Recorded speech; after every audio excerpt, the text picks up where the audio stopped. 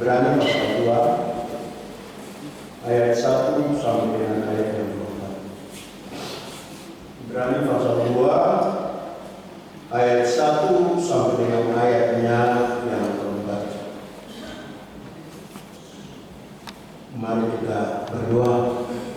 Tuhan Bapa di sorga, di hari ini kami umat akan membaca firman serta mendengar firman dan akan melakukan dalam kehidupan kami.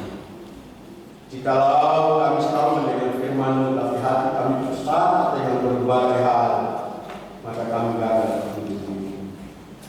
Kami sering mendengar firman tapi kalau kami selalu munafik, berarti firman tidak berarti apa-apa. Mari Tuhan siapkan hati kami, kehidupan kami, supaya kami benar dan kudusnya hadapan Tuhan. Berkati hamba-Mu yang menyampaikan firman manusia berdosa penuh kekurangan kelemahan. Tapi Tuhan, hamba minta berbicara dalam hidup hamba. Hamba minta Tuhan kuatkan hamba, beri kesehatan, kekuatan, kemampuan, menjauhkan rasa takut maupun kematian dari hamba. Kalau hamba memberitakan dalam nama Yesus kami berdoa karena kami siap membaca firman. Amin. Firman Tuhan berkata buat kita, keselamatan yang besar. Karena itu harus lebih teliti kita memperhatikan apa yang telah kita dengar, supaya kita jangan hanyut di bawah arus.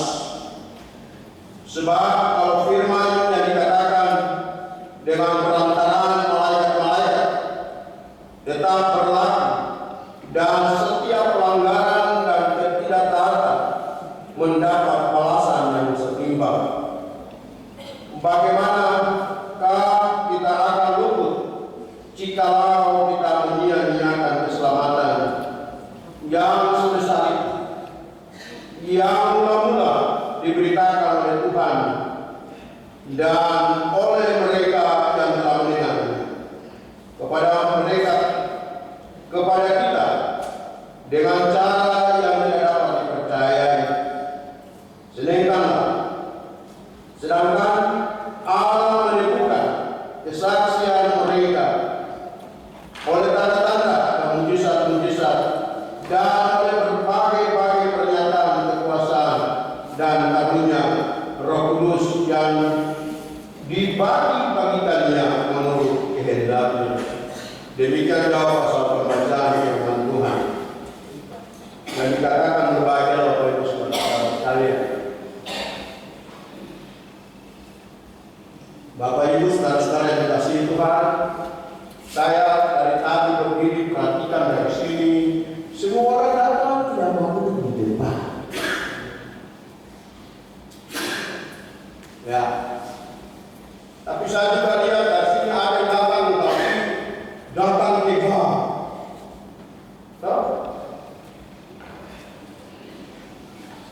Bapak Ibu mungkin dari bawah tidak jelaskan, saya dari atas jelaskan. Ada yang duduk tapi tidak. Ada yang dulu tapi lu dalam gereja kamu bikin apa di mana?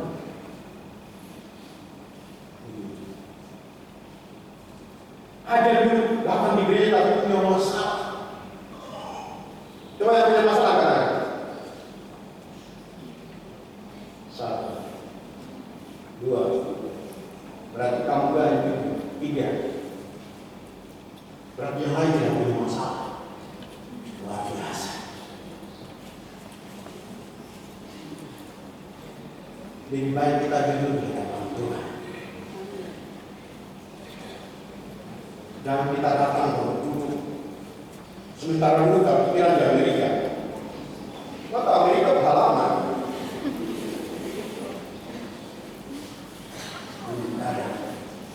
Kadang kita datang buat penampilan yang luar biasa. Ya, tema kita di sini dalam pembacaan kita ini yang Sinode berikan itu teliti dalam pengajaran Injil. Maka di sana penulis Ibrani ya mau mengatakan bahwa mengingatkan tentang menggunakan kesadaran untuk bersikap teliti dalam sebuah pengambilan keputusan. Akurat dan memiliki pengertian yang dasar, yang baik dan benar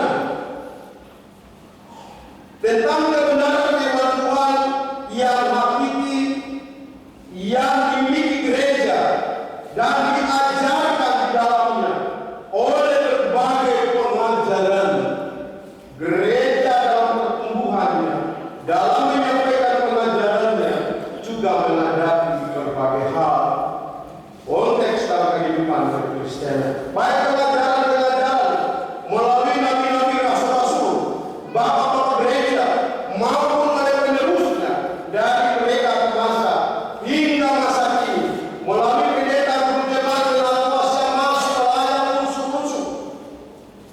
Bagaimana menyampaikan pengajaran yang benar, bagaimana teliti di dalam menyampaikan hal yang mendasar tentang kehendak Allah. Nah, ini yang si penulis Ibrani, dia mengingatkan orang Ibrani, orang Yahudi, orang Israel yang ada di perantauan supaya mereka teliti di dalam menerima sebuah pengajaran dan mengajarkan pengajaran yang baik kepada generasi mereka dan anak-anak mereka tentang pengajaran yang baik dan bukan pengajaran yang menyesatkan. Nah, maka itu Bapak Ibu Saudaraku yang terutama harus kamu ketahui, yang membuat Alkitab suci tidak boleh ditafsirkan menurut kehendak sendiri. Sebab tidak pernah nubuat itu dihasilkan oleh kehendak manusia, tetapi oleh dorongan Roh Kudus dan orang-orang berbicara atas nama Allah. Tapi hari ini juga orang berbicara atas nama Allah untuk menipu orang lain. Maka bagian firman ini sangat jelas ayat yang pertama itu. Karena itu harus lebih teliti kita memperhatikan apa yang telah kita dengar supaya kita jangan hanyut di bawah arus kecerobohan. Saya kasih satu contoh saja. Orang datang sampaikan sesuatu, kita tanpa mempertimbangkan langsung hasilnya. Nanti sudah terjadi fatal, baru kita mulai sadar. Ini yang disebut tidak teliti dan ceroboh. Apalagi kalau saya kasih komunitas yang sering duduk sama-sama ibu-ibu atau bapak-bapak dan lain, kita dulu lah orang lain dalam menganggur di neraka. Tanpa pikir panjang berarti bapak lain, ceroboh namanya. Tidak mempertimbangkan sesuatu. Sehingga standar dan patokan kita adalah iman kita harus kita teliti dengan pelajaran yang benar. Memohon Roh Kudus Allah, memohon kebenaran dan membuktikan kebenaran dalam iman kita kepada Kristus dengan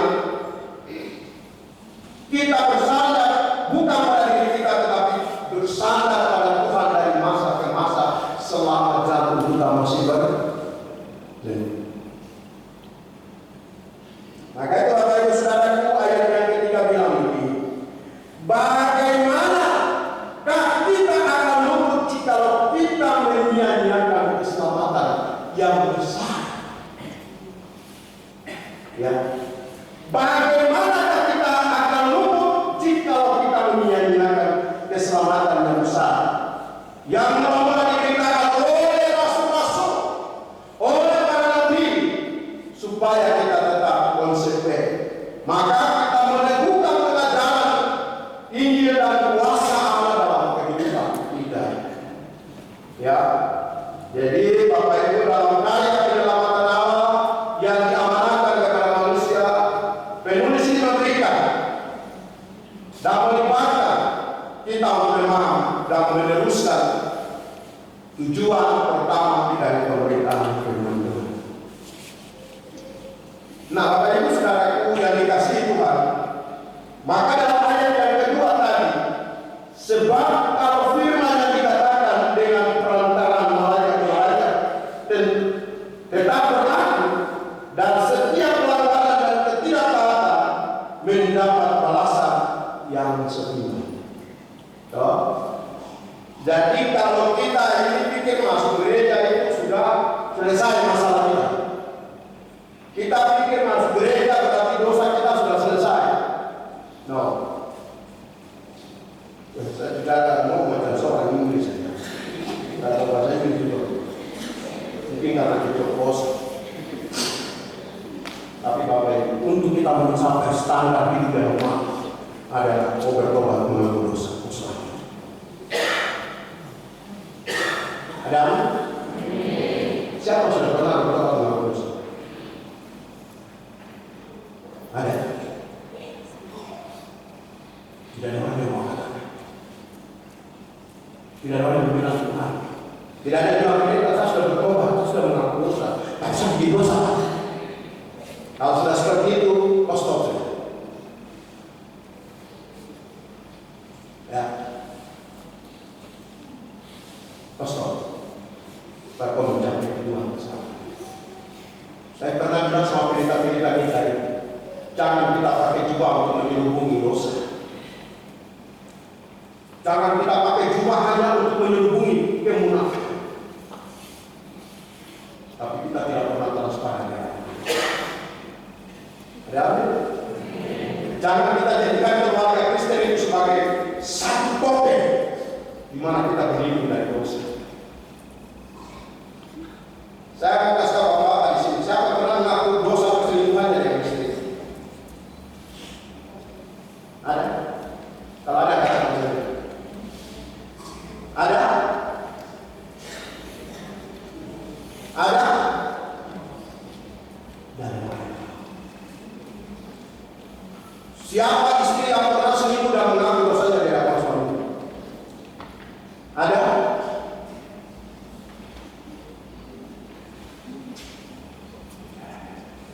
Berarti kamu hebat. Tapi ingat, ada titik terendah dalam hidup ini. Di titik terendah dan Tuhan tanya, kau mengaku tidak? Kau tidak mengaku, kau mengaku? Tak? Saya mengaku di depan istri saya dan saya selamat. Hanya hari ini saya berhutang satu istri.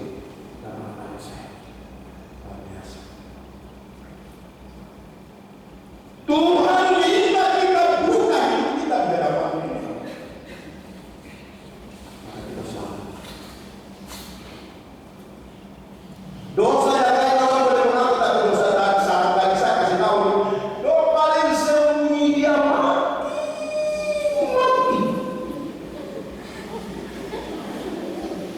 Yang tertawa dia, doa putus dia. Tapi nanti sudah di detik-detik terakhir baru kok pas mengaku ini terlambat lewat gap. Jadi saya bilang sama ibu hari ini, saya sudah tidak mau kehilangan surga. Surga menjadi bagian saya. Setelah saya baca bagian firman ini, si penulis yang sangat luar biasa. Dia mengingatkan orang Ibrani, kita menerima berbagai pengajaran, kita teliti dalam mengerti kehendak Tuhan. Hari ini kekristenan kita cenderung mengatur Tuhan. Ada tak? Kita sering atur Tuhan, bukan Tuhan yang atur kita. Ini pendeta bicara besar. Saya kasih contoh yang belum merasa. Ketika orang itu cerai lalu menikah lagi, atau ketika anaknya mulai hamil di luar tindakan pengakuan di gereja, datang bilang pendeta, aduh, ada yang segera dikatakan sudah kecelakaan. Ini atur Tuhan kan tidak? Atur Tuhan. Datang ke sejarah pendeta, kami sudah sebarkan undangan. Semua kami sudah siap. Pendeta bilang, Tuhan tidak. Sudah boleh pergi lagi ke gereja satu bicara pendeta sama kami. Maka ini yang disebut dengan hidup di dalam dosa dan munafik dan tidak pernah mengakui bahwa salah di hadapan Tuhan. Karena hidup tidak teliti. Iya, hari ini firman ini ada jelas bahwa Allah menyebutkan kesaksian mereka oleh tanda-tanda mujizat.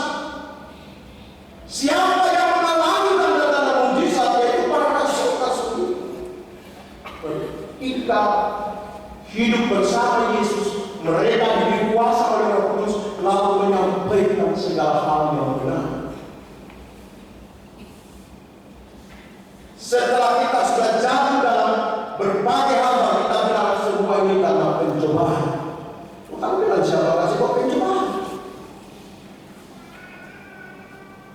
Kan firman yang bilang pencobaan yang diberikan tidak melebihi kekuatan. Dan sering kalau kita sudah mengalami sesuatu, kita bilang Tuhan, ini mungkin pencobaan yang saya hadapi. Tuhan izinkan ini harus terjadi. Siapa yang Tuhan mengizinkan? Yang Tuhan izinkan konsep dalam kehidupan kita adalah keselamatan. Yang Tuhan izinkan konsep dalam kehidupan kita adalah kehidupan abadi. Tuhan tidak pernah merencanakan kecelakaan.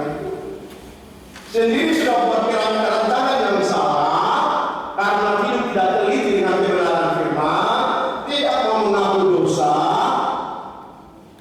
Nah, disitu baru mulai kesalahan orang lain, mulai menuduh orang lain. Terus ada yang datang baru bilang, oh pasti dia yang sungguh mati, dia bikin baru korobot kan, supaya dia tak beres, dia dikasih rusak, terus datang ke kondekan diperbaiki. Maka Bapak Ibu jemaat, ya, bahwa ketelitian dalam memelihara pengajaran, kita harus mengajarkan hal yang baik kepada anak-anak kita, dan mengajarkan juga kepada keluarga kita, dan mengajarkan juga kepada orang lain. Saya tadi datang di belakang, semua majelis bilang Bapak hari ini bahkan berubah. Tapi pergumulannya panjang Bapak ini. Saya pernah ada lagi kereta ini. Cuma satu kunci, saya mengaku dosa saya. Dan Tuhan beri berubah. Mungkin Tuhan masih kasih waktu hidup ini.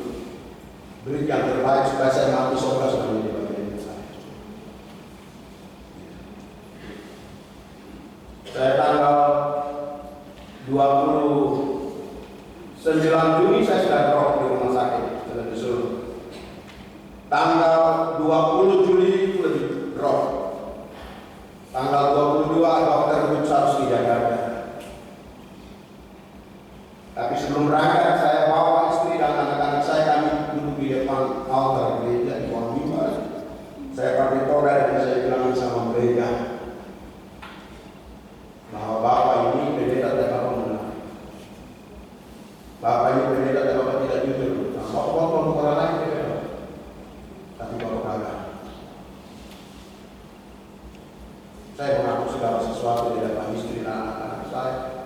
Satu hal yang saya kaget, karena kedua anak saya yang tua dan nomor dua bilang, Bapak dan Mama harus maafkan Bapak dan Mama harus terima Bapak apapun dia ada. Dan Bapak itu bagi kami pada yang terbaik.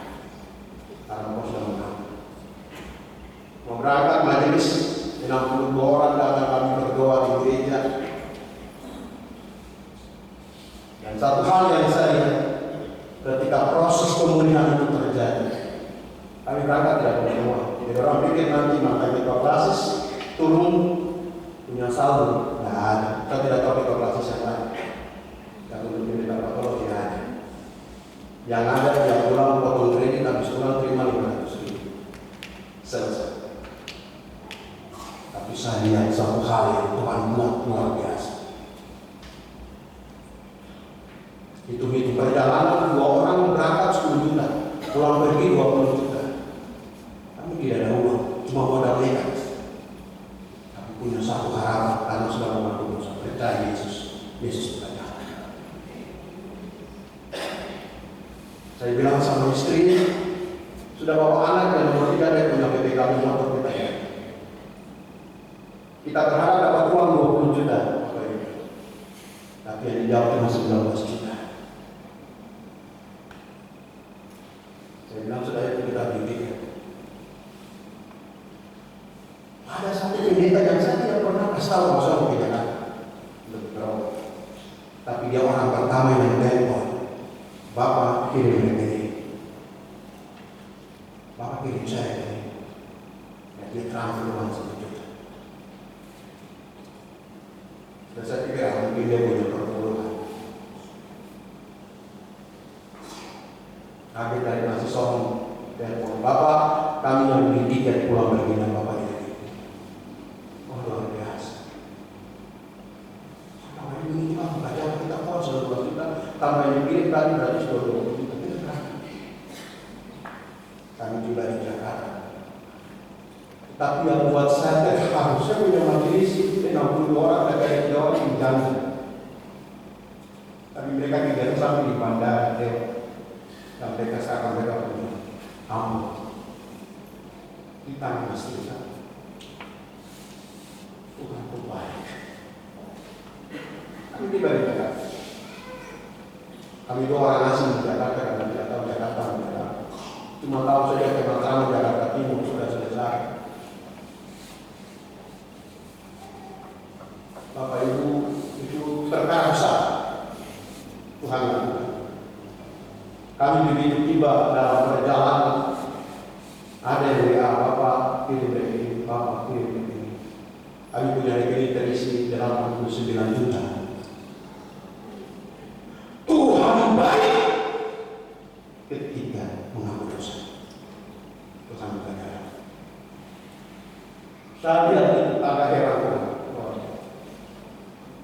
Padahal kalau melihat saya permalukan Tuhan, saya kecewakan Tuhan.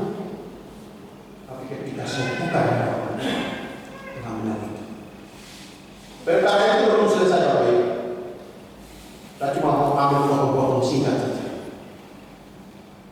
Setelah periksa, dokter bilang bahwa penyumbatan berat tidak dikit. Jadi mungkin langkah operasi 2 tahun siap. Bapak siap? Siap.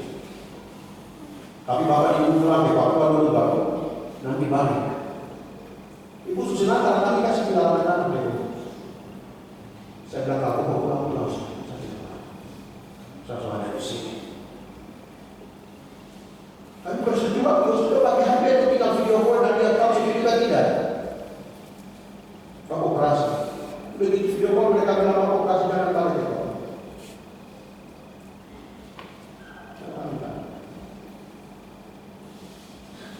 Harus lewati 5 dokter. Kami sampai di dokter tidak ada dokter anestesis ya. Dokter Yus, dia bilang, Bapak, resiko dari Bapak operasi itu nanti seperti ini. Nanti Bapak sudah operasi pasti gejala juga. Saya cuma bilang sama dokter itu, dokter saya minta maaf, izin saya bisa bicara. Ya bisa Pak. Dokter saya mau kasih tahu. Mungkin saya dokter berbeda iman, tapi saya mau kasih tahu dokter. Saya punya Yesus. Saya percaya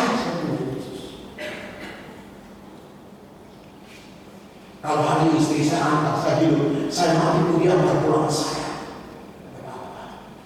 Tapi saya sudah percaya tidak ada yang mustahil pada saya dengan Yesus. Dokter menangis dan dia bilang apa saya itu dibawa bebas. Sampai di dokter beda kasih dulu nanti bapak proses jantung dan begini. Kami ambil satu dari sini. Bapak siap. Bapak ini bermasalah itu begini. Kan gigi harus dicabut, tidak boleh ada gigi yang pakai kawat, tidak boleh gigi berlubang, tidak boleh gigi emas, tidak boleh gigi goyang-goyang, harus dicabut. Habis pergi satu kali cabut langsung 5 gigi. Dari sebelah sini semua habis. Ada gigi lagi dari sebelah ini dan sebelah ini lagi habis ya sudah selesai. Bapak Ibu tahu gigi yang terakhir di atas itu bermasalah. Setelah cabut kami pulang ke rumah kos. Setelah sudah rumah sakit sampaikan hasil kami pulang ke rumah kos. Jam 12 siang karena saya selama itu minum obat penyakit darah. Baru stop 3 hari. Saya pikir sebentar masih stop. Dia hajar sampai jam 7 malam tidak stop. Kami ke rumah sakit hari Mina. Itulah dekat di sini, kami di sini. Tanpa dokter bicara banyak langsung dia kasih obat untuk hentikan darah. Sama saja itu sudah selesai. Darah sementara berhenti kami pulang ke rumah kos. Bapak Ibu jam 1 malam saya sudah mandi darah sudah keluar di atas tempat tidur dan kasur itu semua sudah keluar. Dia kumpal-kumpal macam pelapis ada pakai darah dingin.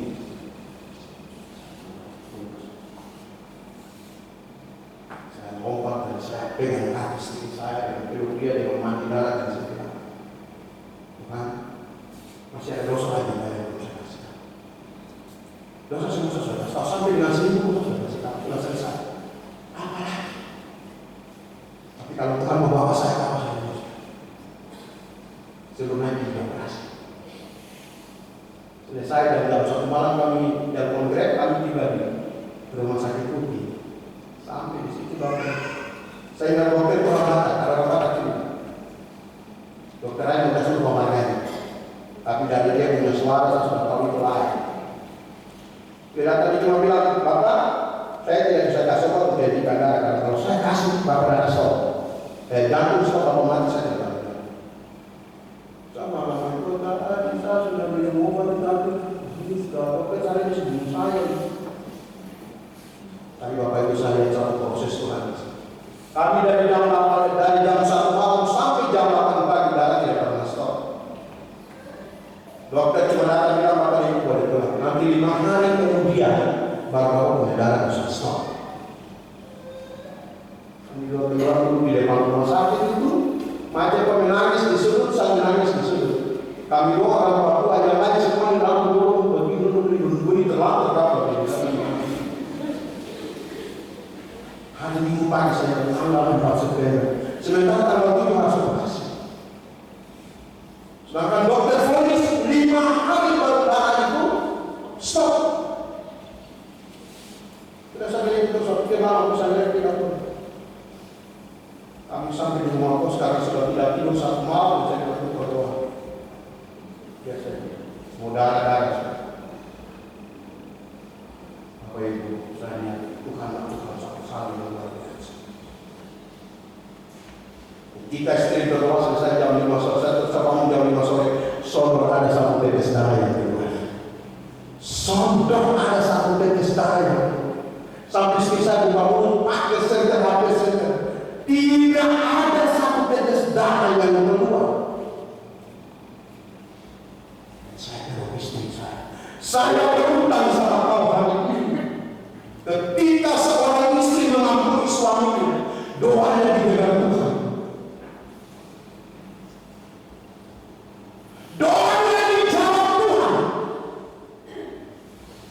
Karena dia sungguh-sungguh dengan Tuhan.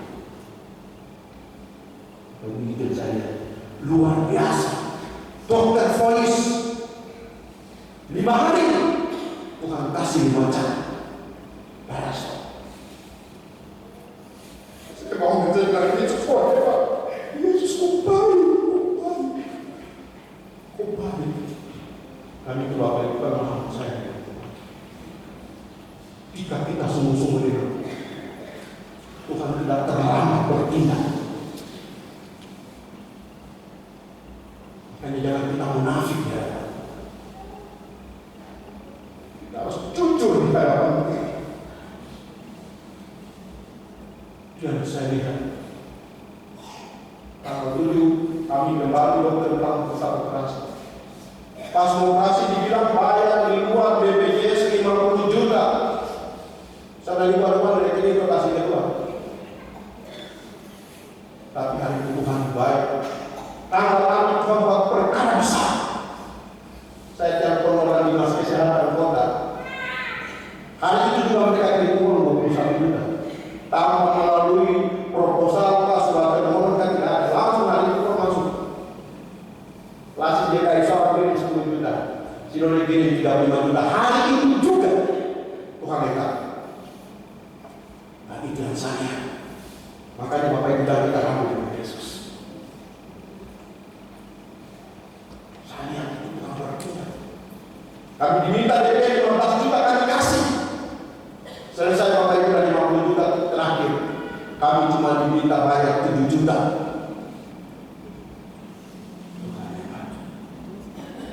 Tuhan hebat. Kalau kita hidup. Maka hari ini Bapak Ibu Saudara, jangan kita meremehkan kehidupan rumah tangga kita. Jangan kita remehkan bagian-bagian dalam rumah tangga kita. Jangan kita remehkan istri kita, suami kita, anak kita. Karena mereka itu bagian terpenting melengkapi struktur hidup untuk sempurna di hadapan Tuhan. Saya pernah ditanya oleh pendeta satu bulan, kenapa kok pintar bawa kepala itu mau? Ya, mau sebutnya apa kok? Kita saya sama dengan depresi tidak bisa. Untuk apa saya menyembunyikan sesuatu yang tidak ada artinya pada aku? Maka ini Bapak Ibu kita teliti dalam mengambil keputusan, menetapkan hidup dengan Tuhan. Jangan kita coba mengatur Tuhan. Nanti kita keliru pada Tuhan. Nanti pada kita kehilangan kesalahan dari Tuhan. Dan Bapak Ibu saya alami. Ketika selesai operasi tanggal 13, 12 saya keluar rumah sakit tanggal 13 ulang tahun. Ibu bilang mau bikin apa? Sudah bilang saya mau saja tidur di atas tempat kembali. Maka saya bilang ranjang yang selalu mahal itu. Bapak Ibu tahu ranjang yang mahal ada di mana? Ada di mana? Ranjang yang paling mahal ada di mana? Saya juga makan dan tahu. Ya kan lupa ranjang itu, itu rumah sakit. Ranjang rumah sakit itu paling mahal. Amin tak? Kau punya uang, kau punya harta tidak membeli kau masuk surga. Kau punya jabatan, kau kehidupan, kau segala sesuatu tidak membeli kau masuk surga. Satu, kau iman dengan Kristus. Kau terima dia, kau mengakui. Bukan di rumah kau sekedar pasang gambar Yesus, salib Yesus, tapi hidup di dalam Tuhan. Kamu capek kan? Capek? Setelah ini saja suara saat yang senang bilang kita kau cepat saja. Karena kami ada janjian mau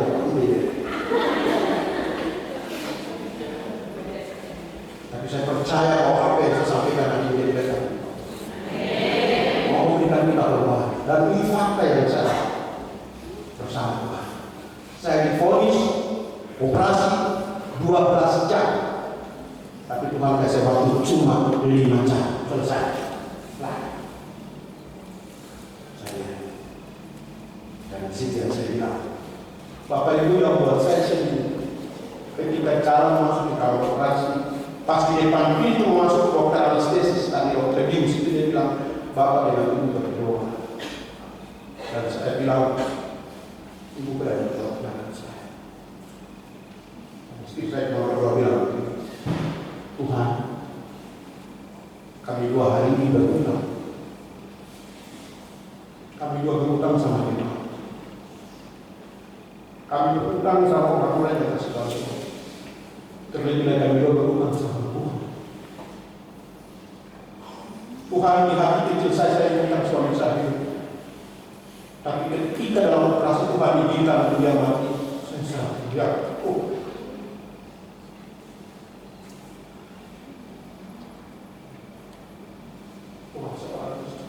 yang pernah disakiti dibuat kecil, tapi dia karena dia percaya ada hal secara berdoa dan dia berdoa silakan ya. Ketika dokter suruh duduk di kursi roda dia bilang tidak, Pak dokter biar suami saya jalan lagi.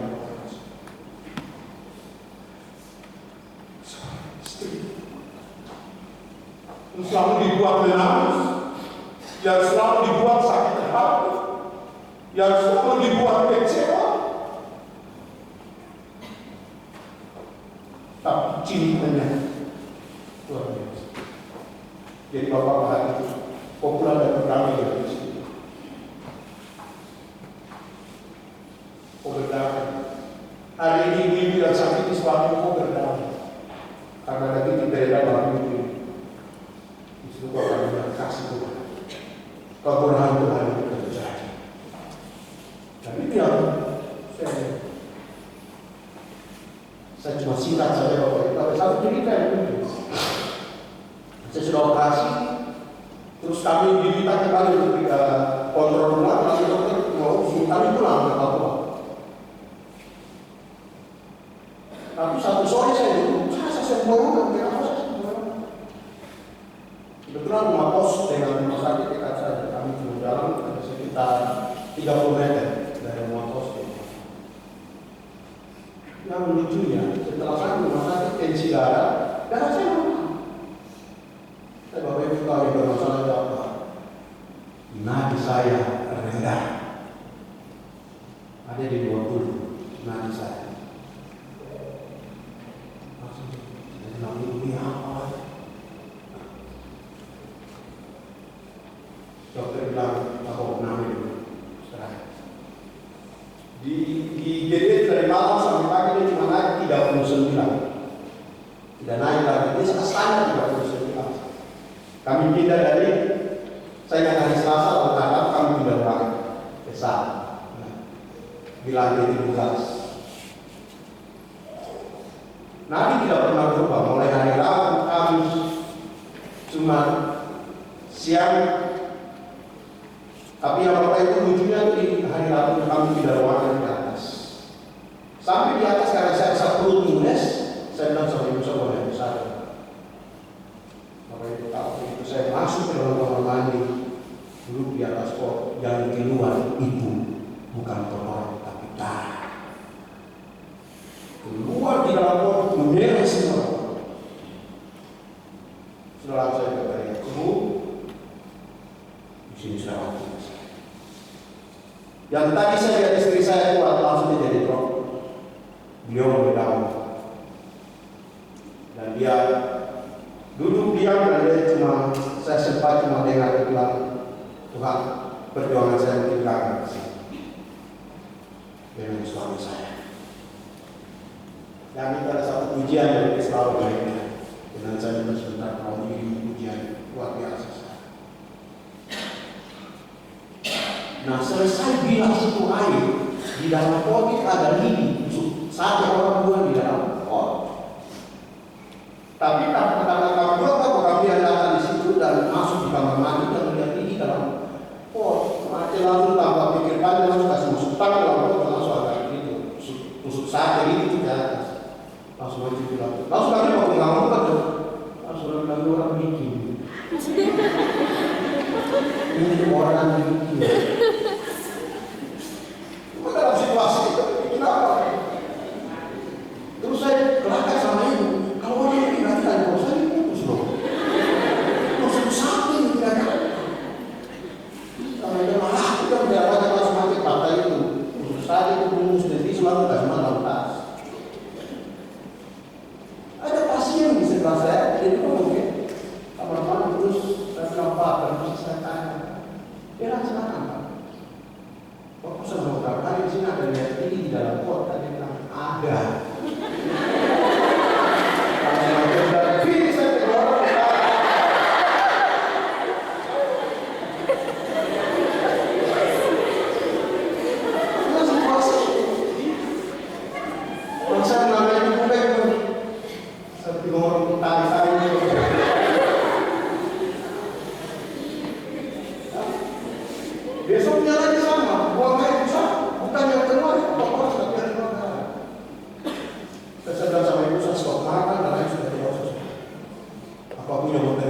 terjadi. Ya, istri saya diam, dia berdown, dia sudah tidak setiria yang saya rasa. Dia ada dalam hidup mereka. Dan dia akan satu ujian. Ujian itu selalu berbeda. Pengharapan bahwa hanya bersama Tuhan dia akan mampu untuk menyelesaikan segala perkara. Ya.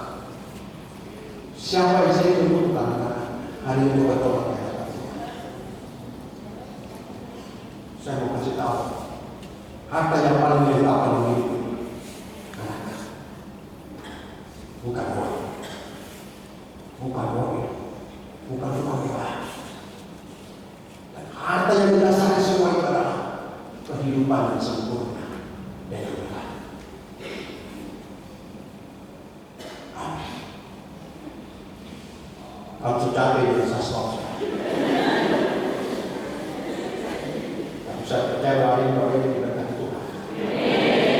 Mudah-mudahan berkat.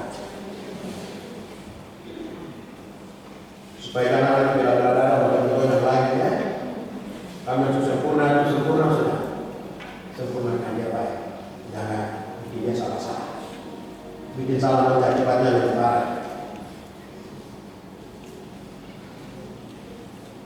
Jadi pasti ada yang bilang tadi sebut dosa. Lebih baik kita kasih tahu dosa